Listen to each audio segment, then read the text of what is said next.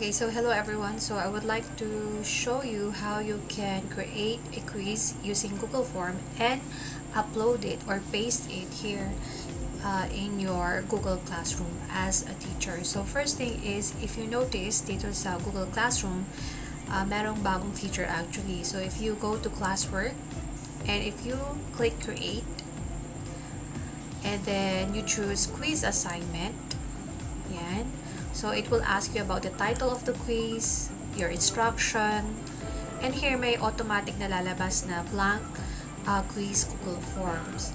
So, my advice is that you shouldn't use this because especially if ang ginamit mong account to create that Google Form has a different domain. So, let's say for example, sa mga teachers kasi sa DepEd meron tayong at deped.gov.ph. So, kapag yun ang ginamit mong account to create a Google Classroom for your students and then you decided to use this feature ng Google Classroom, mag-create ka ng quiz gamit yung clinic mo yung quiz assignment, automatic magpo-provide siya ng blank Google Form. Ang magiging problema is every time na i-click ng mga estudyante mo, yung link ng quiz is kailangan ng permission. There must be permission. So, yun yung magiging issue doon. So, you have to approve, okay, their request, permission to access or to answer the link. Yun ang problema. Kasi iba yung domain mo, domain ng email na ginamit mo to create the Google Classroom at iba din yung domain ng kanilang email, so which is at gmail.com. So, my advice is that X muna natin to. Ang gagawin ko, ang aking ginagawa actually is I open my Google Drive and then click new and then Google Forms. Okay? So that I can open a blank Google Form. That's one way for you to open. Another way is, kung naka-sign in yung account mo, yung Gmail mo, you open a blank window here and you just type here forms and then .new. Okay, so pag tinype mo yan sa address bar and then press mo yung enter, okay, automatic may lalabas na blank na Google Form. So, either kung alin ang mas gamay mo, okay lang yun. So, let's say for example, we have this blank Google Form. So, first thing that you need to do is pumunta ka sa settings. Okay? Ang una mong gagawin is punta ka sa settings. Okay? At piliin mo yung quizzes. And then, slide mo to, make this a quiz. And then here, scroll down mo. Okay? You have to choose kung ano yung magiging ng settings mo for the quiz. Do you want the grade to be released immediately? So, gusto mo ba? Or later, after manual review. So, ibig sabihin nito, nasa sayo kung gusto mong i-release or ipakita yung score ng bata.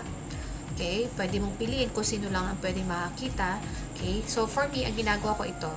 Okay? Because I need to check first and then gusto kong tingnan kung talagang tapos na yung bata. Kaya ito ang pinipili ko lagi. Later, after manual review.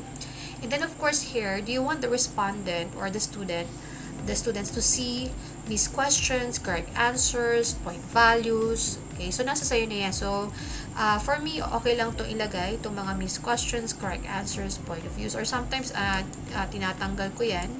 Yan. So, pero nakalagay yung point value. So, it's up to you kung ano yung magiging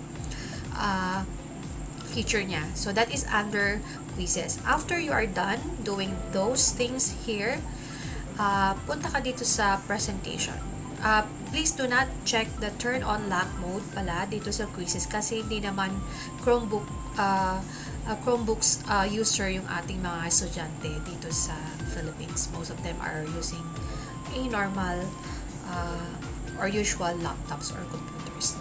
So again, if everything is okay, punta ka na ngayon sa presentation. Anong gusto mong maging itsura niya? So bahala. You want show link to submit another response. So pwede namang hindi. Kasi sa akin, once lang sila kasing ngayon kung once lang silang sasagot, ito maganda tong shuffle question order. Lalo na kung hindi mo ni-numberan yung mga questions mo, magandang ilagay yan. Okay, ilagay natin. Or kung ayaw mo naman, may numbering kasi, pwede din naman. Okay? So, tanggalin na lang natin. No? Don't shuffle the question. Here, confirmation message is very important. So, ano yung magiging confirmation message nila after they answer the quiz or the assessment using Google Forms. So, pwede mong sabihin na